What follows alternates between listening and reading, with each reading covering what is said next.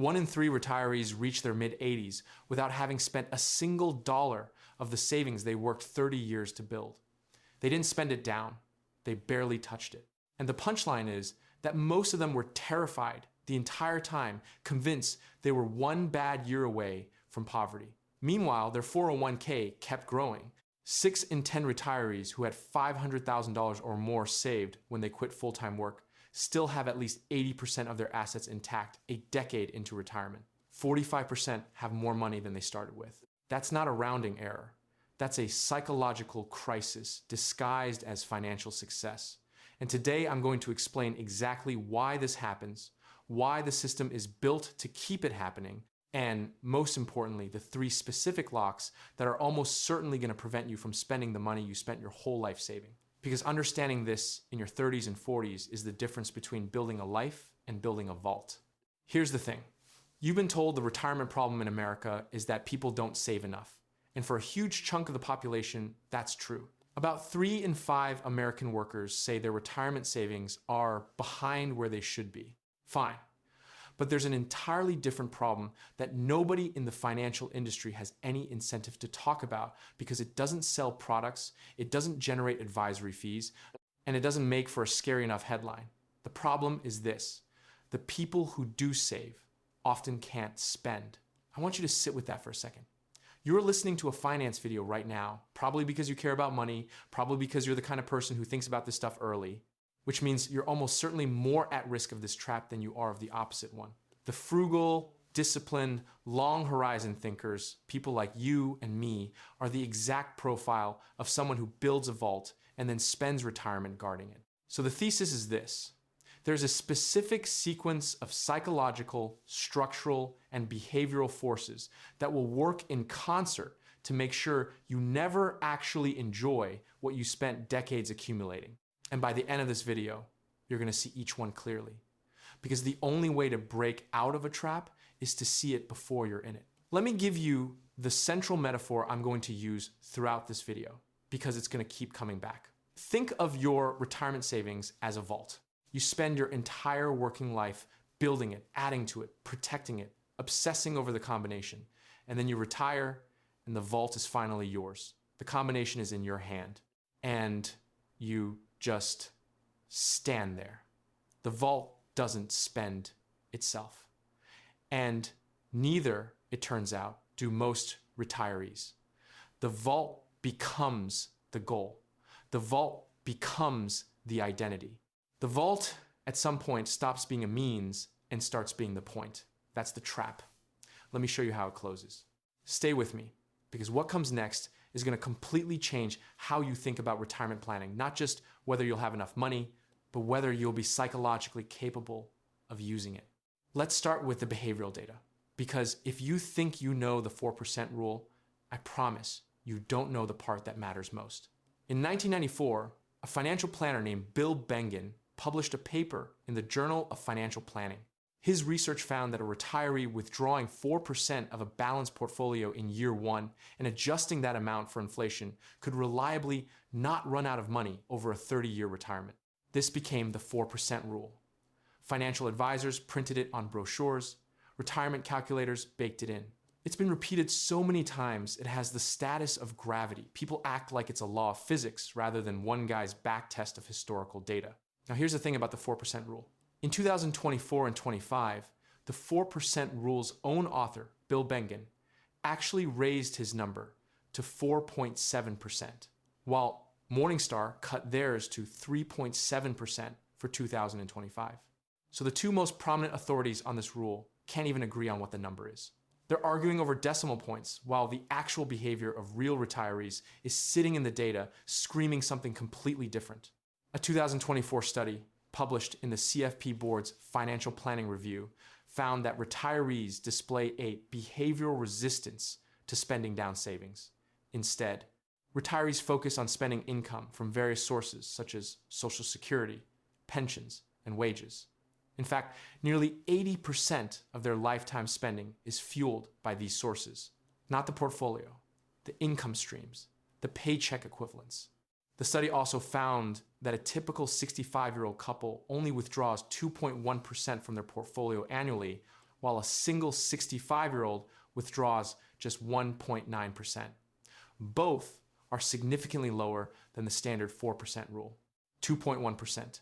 The industry built an entire advisory complex around a 4% rule, and the actual behavior of actual retirees is roughly half that. Do you understand what that means? It means the problem for most disciplined savers is not that they'll run out. It's that they'll spend their healthiest years of retirement, the go-go years, the years when their knees still work and they can actually get on a plane living as if they're broke, while the vault sits there, growing. A 2009 study estimated that by the time middle-income retirees hit their 80s, they still had not touched about 3/4 of their savings. 3/4. After 2 decades of retirement. A more recent analysis from the Employee Benefit Research Institute found that approximately 1/3 of retirees still have 100% or more of their initial assets remaining by their mid-80s. The vault doesn't spend itself. Now, you might think, okay, this makes some sense. Retirees are being cautious. They're afraid of living too long. They're afraid of healthcare costs. Those are rational concerns. And you're right, those concerns are real. But here's the reversal that changes the whole frame.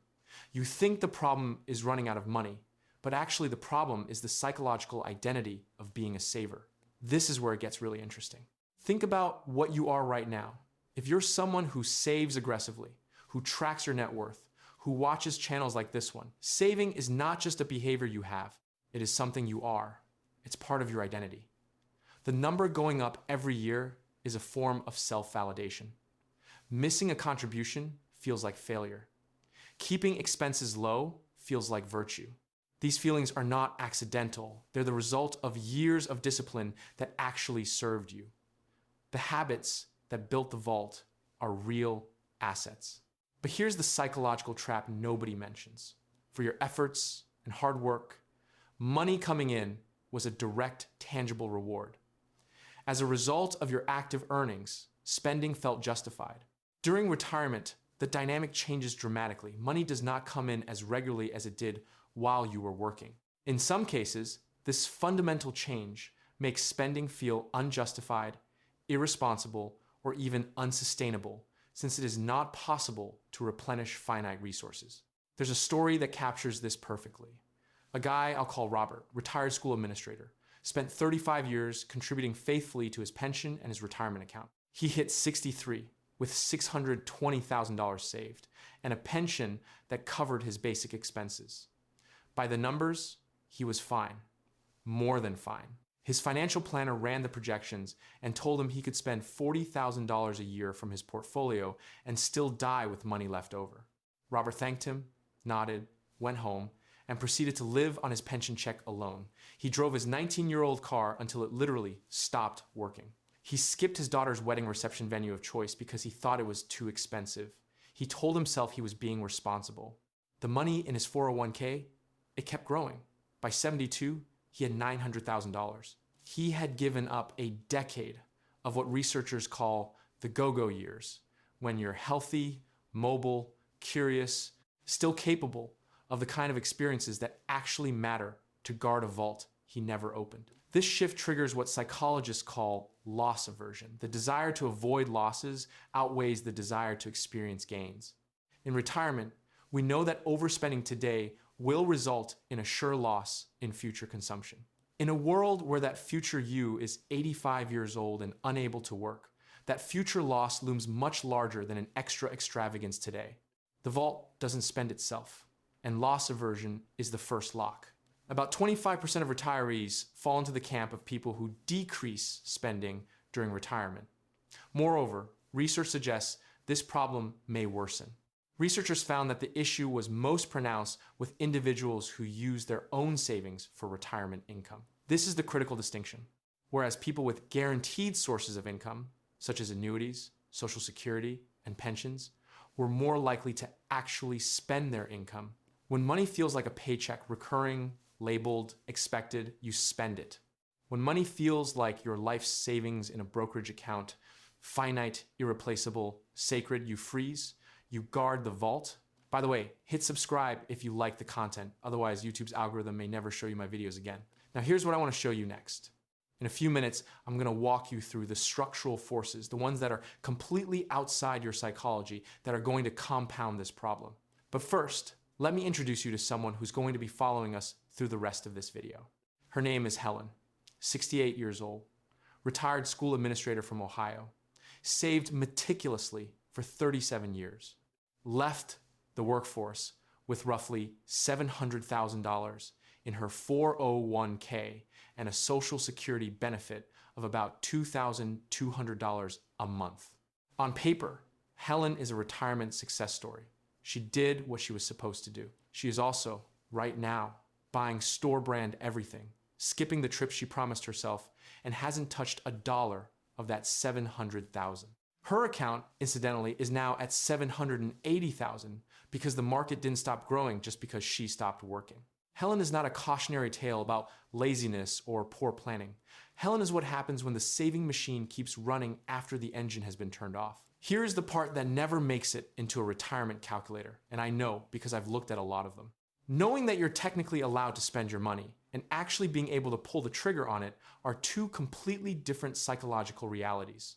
I spent about 3 years reading academic research, going through 50 years of actual retirement spending data, and talking to people who've navigated this well and people who haven't. And what I found was a specific mathematical framework that turns the abstract permission to spend into a concrete, defensible, numbers-backed plan. I built it into a digital book called The Exit Code. Here's why I think it matters for what we're talking about today. The book includes something I call the 4% trap, the section that breaks down exactly why the 4% rule is a blunt instrument that doesn't account for the behavioral realities we've just been discussing, and replaces it with a dynamic withdrawal method tied to actual spending phases rather than a fixed annual percentage. It also covers the 58% rule, a finding about the share of people who exit the workforce earlier than planned and end up structurally underprepared for the gap years, including the healthcare gap before Medicare kicks in. And there's a chapter on what I call the Social Security bridge strategy, a specific sequencing approach for people who want to delay claiming until 70 to maximize their lifetime benefit without burning through savings to do it. The whole thing is built on 50 years of actual retirement data. Not opinion, not anecdote, less than a dinner out, through the link in the description. Now let me get back to Helen. Because Helen has a structural problem on top of her psychological one, and it's one that most people don't see coming. Helen is 68. She has 5 years before the IRS forces her to start spending. Required minimum distributions are minimum amounts that IRA and retirement plan account owners generally must withdraw annually, starting with the year they reach age 73. Owners of traditional IRA and SEP and simple IRA accounts must begin taking RMDs once the account holder is age 73, even if they're retired. And if she doesn't, if an account owner fails to withdraw the full amount of the RMD by the due date, the amount not withdrawn may be subject to an excise tax of 25%. So let me get this straight. Helen has spent 37 years deferring taxes on her contributions so that the government gets their cut later, and later is now. At 73, the IRS isn't going to let her sit on that vault anymore. They're going to force her to open it, and the money she takes out is going to be taxed as ordinary income. Which means if she's been letting her account grow, she might now be taking out large enough distributions that she gets bumped into a higher tax bracket than she would have been if she'd withdrawn gradually over the decade prior. Here's the dark comedy version. Helen was so afraid of spending her retirement savings that she accidentally set herself up to pay more in taxes on them.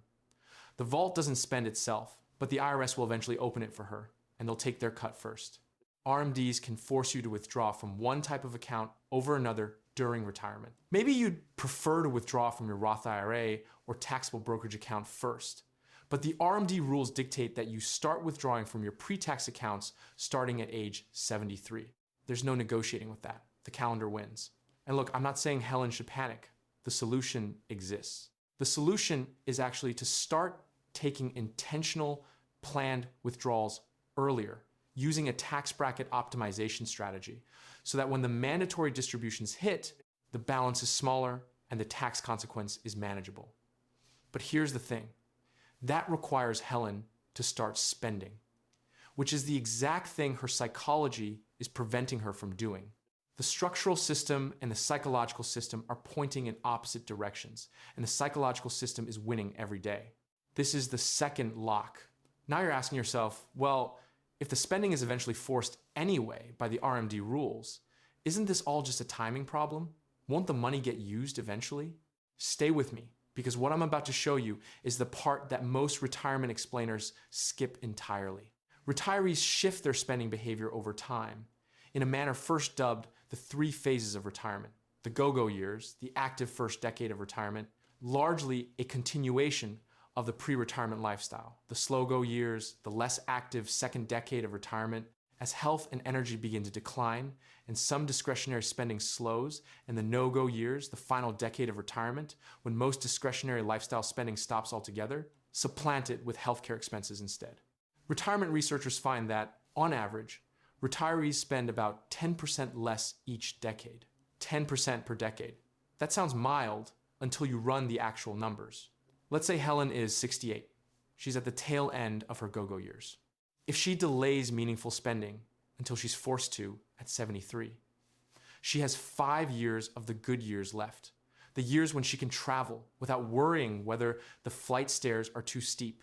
After that, she enters the slow go phase. Spending drops. Not because she's made a conscious choice to spend less, because her body starts making the choice for her. By her mid-80s, she's in the no-go phase. In the no-go years, the reduced spending largely ceases, primarily driven by additional healthcare costs and charitable giving. So what happens to the money she never spent? One of 2 things. Option 1, it transfers to her kids, who will, statistically, spend it faster than she ever would have. The discipline and sacrifice that built the vault evaporate in someone else's spending account within a few years. No judgment on the kids, that's just the behavioral reality. You spend someone else's money differently than you spend money you watched. Compound for 35 years. Option 2, it gets taxed. Because if Helen's account has been growing and she hasn't been taking distributions, the forced RMDs at 73 will be larger and her taxable income will be higher. The government gets a bigger slice of the vault than it would have if she'd taken a more gradual, strategic withdrawal approach. Either way, the money she was so afraid of spending doesn't actually protect her. It either protects her heirs or the treasury. That's the third lock. There's a man named George, not someone I know personally, but a composite of what the data shows over and over. George retired at 62. He had a small pension, Social Security he started claiming at 62 because he panicked and thought he needed the income immediately, and $400,000 in his IRA. His financial advisor gave him the 4% rule, so he calculated he could spend $16,000 a year from his savings, on top of his Social Security, but George didn't spend $16,000 a year from savings. He spent almost nothing from it, because every time he went to log into his brokerage account and actually transfer money to checking, he felt physically ill, like he was dismantling something he'd built with his hands. George had 3 years of what should have been his best retirement years. He was healthy, his wife was healthy. They'd talked for 20 years about taking a trip to Portugal, and he sat on that money. Then, at 65, his wife had a health scare. Not devastating, but enough to shift their entire psychological orientation toward caution. The Portugal trip became something they'd maybe do someday. Someday never came. At 73, George started taking his RMDs and reinvesting them in a regular brokerage account because he didn't need the income. He died at 79 with more money than he retired with. The vault doesn't spend itself. Now here's the part of this equation that I haven't addressed yet, and it's the one that should legitimately scare you into being thoughtful, not paralyzed. Because I don't want you to hear this video as just spend your money, who cares? That's not the message. The message is about being deliberate. And there's one structural expense that is so frequently underestimated that it distorts every retirement projection people run. According to Fidelity Investments' 2025 retiree healthcare cost estimate, the average 65-year-old who retired in 2025 will spend an average of $172,500 on healthcare and medical expenses throughout retirement, not including long-term care costs. That's for a single person. A reasonable starting point is $330,000 per couple for lifetime healthcare costs, based on Fidelity's 2024 estimate, $330,000 for a couple, just on healthcare. And that number doesn't include long-term care. In 2024, the national average cost for a semi-private room in a nursing home was $112,420, and home care averaged around $51,480 per year. So if you think you're going to retire at 62 and live on Social Security for a few years to let your savings grow, there's a problem. If you retire early at 60, you face a 5-year window before Medicare eligibility at 65. Bridging this gap is one of the most expensive phases of preparing for retirement.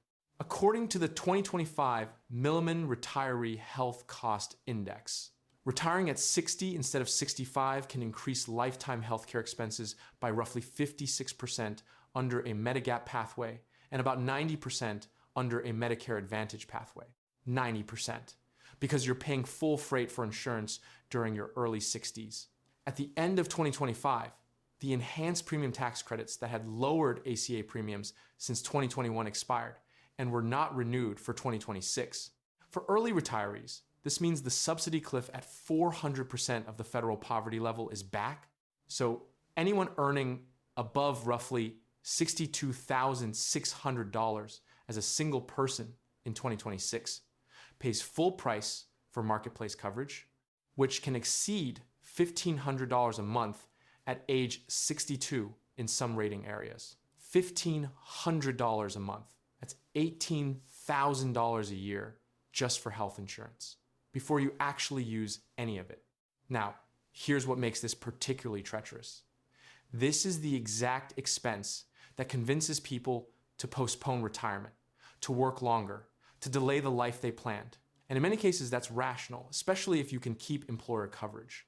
But the perverse outcome is that some people work longer, accumulate even more, retire later into the go-go years that are already shortening, and then face the same psychological barriers when they actually do retire. They just delayed the entry point into the trap. Among the 58% who retired earlier than expected, the most common reasons for retiring were having a health problem or disability at 38%, and changes at their company such as downsizing, closure, or reorganization at 23%. More than half of retirees didn't choose their retirement date. The decision was made for them. They weren't spending enough before they had to stop working, and then they were forced out before they expected. So they arrive at retirement with whatever they had, scared, and with no psychological framework for shifting from saving to spending.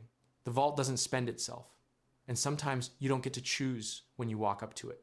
Let me pause here on George for a second, because George's story has a detail I left out. When George was 68, he finally met with a different financial planner, one who didn't just show him a pie chart and confirm his allocation was fine. This planner spent 3 sessions understanding how George thought about money, and she identified something specific. George had never actually updated his identity from someone who is building toward retirement to someone who is in retirement. In his mind, he was still in accumulation mode. The retirement was still a future destination, not his current reality. He was guarding the vault for a life that had already started. During retirement, the dynamic changes dramatically. Money does not come in as regularly as it did while you were working. In some cases, this fundamental change makes spending feel unjustified, irresponsible, or even unsustainable, since it is not possible to replenish finite resources. The identity shift from earner to enjoyer is not automatic. It is not triggered by hitting a number. It doesn't happen because you file your retirement paperwork. It requires a deliberate cognitive restructuring that most people are never helped to make. George's planner gave him what she called permission structure, not a budget, permission. She showed him in numbers that he could take $30,000 a year from his portfolio, adjust for inflation, and under conservative return, assumptions die with money left over. Then she asked him to think of the first $30,000 not as spending his retirement savings, but as the salary his past self had prepaid to his future self. The vault was the paycheck. He'd already earned it. It didn't completely change George's behavior overnight, but it changed something. He started a small monthly transfer to his checking account, $1,500. He called it his freedom fund. He never touched it for emergencies. He used it for experiences. Portugal happened 3 years later than planned, but it happened. This is the kind of reframe that you need to build into your plan before you need it, not when you're already in retirement and the habits are calcified. The 3-lock framework, psychological identity, structural forces like RMDs, and behavioral rigidity around the spending phases, all of these are predictable, which means they're preventable if you see them coming. Now, here's where we get to the mainstream financial advice problem, because the industry does have an answer to the spending paralysis issue, and it's beautifully self-serving. Hire a financial advisor, they say, someone to give you permission to spend. Hiring a professional financial expert could help you counteract your behavioral bias towards spending from Social Security rather than withdrawals. That's what the research says. And there's truth to it. Having a professional who tells you your plan is fine, you can spend, does seem to reduce the anxiety and increase the willingness to actually access savings. But let me be direct about the incentive structure here. A financial advisor who charges 1% of assets under management, and 1% is actually on the lower end of the industry average, has a very specific financial interest in your balance being as high as possible for as long as possible. That fee on $500,000 is $5,000 a year. On $700,000, it's $7,000. They are not structurally incentivized to help you spend your money down efficiently. They are incentivized to manage it, to grow it, to keep it under their management. That doesn't make them villains. Most of them genuinely want to help, but the incentive structure matters. And over 30 years, a 1% annual fee on $200,000 costs you $170,000 in loss compounding. That's not a rounding error. That's the vacation fund. The industry also never talks about something called the sequence of returns risk in the context of behavioral psychology, only in the context of portfolio math. The heart of sequence of returns risk is this. 2 retirees with identical average 30-year returns can have wildly different outcomes depending on when the bad years arrive. Big losses in the first 5 to 10 years of retirement are devastating because you're selling shares into a down market to fund withdrawals, permanently shrinking the base that later recoveries compound on. But here's what nobody tells you about sequence of returns risk in the context of behavioral psychology. The fear of it is one of the primary reasons people don't spend. They see a bad year in the market, and every rational instinct screams, don't touch it. So they don't. Even in good years, the memory of the bad year stays. They're perpetually bracing for the crash that could be just around the corner, which means they never actually live in the present tense of retirement. Morningstar's 2025 research found that retirees who experienced poor returns in the first 5 years and did not adjust their spending were far more likely to go broke. This is sequence of returns risk in action. Fine. But the behavioral response to that risk, complete spending paralysis, is not the solution. The solution is a dynamic withdrawal approach, not a frozen one. Imagine you had a friend who, after reading about car accidents, decided to never drive anywhere ever again. Technically, a valid response to the risk. Also, completely dysfunctional. That's what a lot of people do with sequence of returns risk. They internalize the danger correctly, then apply a solution that renders the whole system useless. Here's a practical example. Let's say you retire at 65 with $800,000. Under the classic 4% rule, you should be taking $32,000 a year from your portfolio. In year 1, the market drops 20%. Your account is now $640,000. The rigid 4% rule says you should take $32,000 from a $640,000 account. That's 5% of the new balance. Not ideal, so most people freeze. They take nothing. They live on Social Security. They tell themselves they're being smart. But here's the thing. The market recovering means that same account a year later might be back to $750,000. And the person who froze is now a year older, a year closer to the slow-go phase, and a year further from the Portugal they keep promising themselves.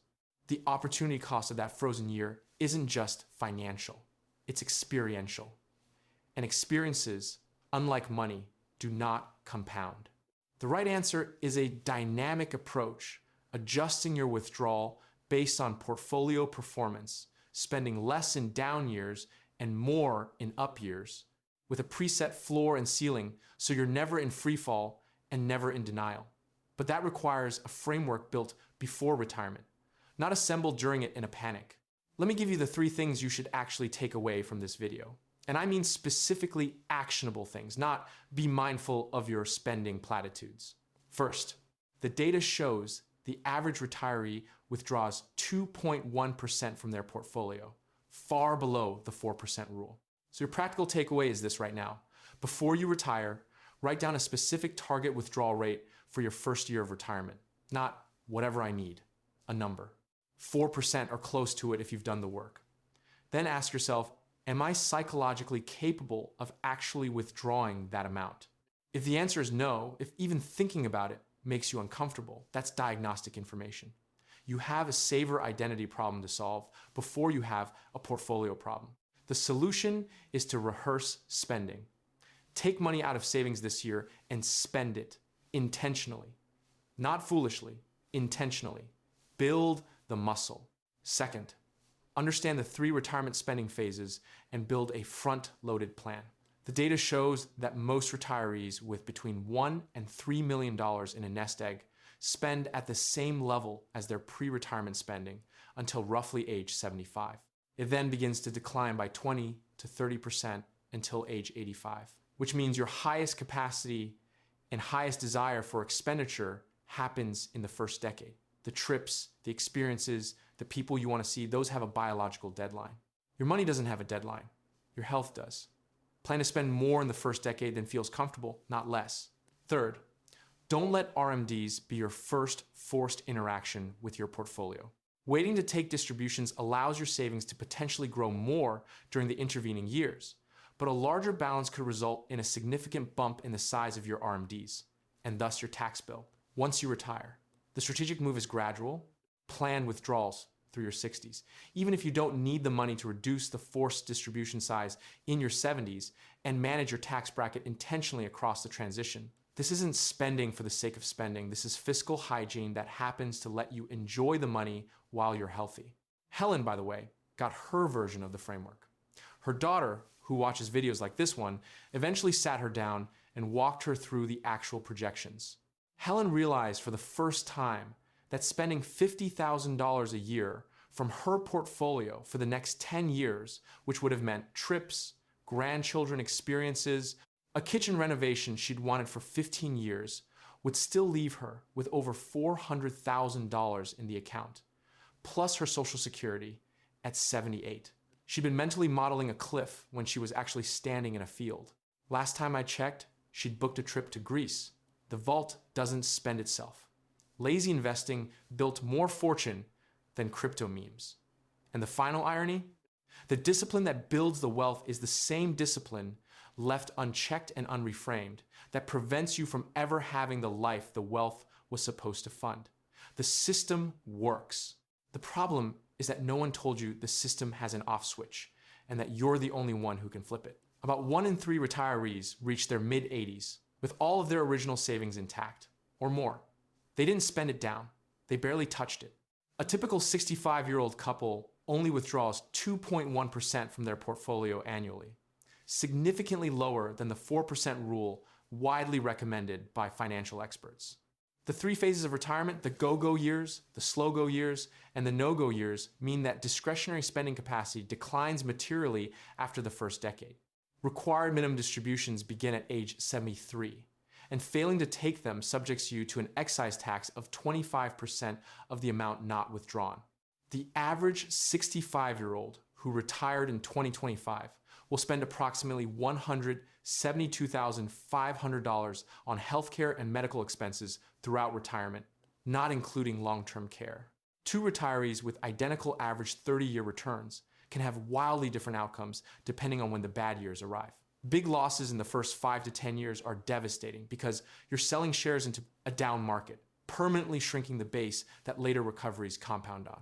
6 in 10 retirees with $500,000 or more saved when they quit full-time work still have at least 80% of their assets intact a decade into retirement, and 45% have more money than they started with. Lazy investing built more fortune than crypto memes. The vault was never supposed to be the destination.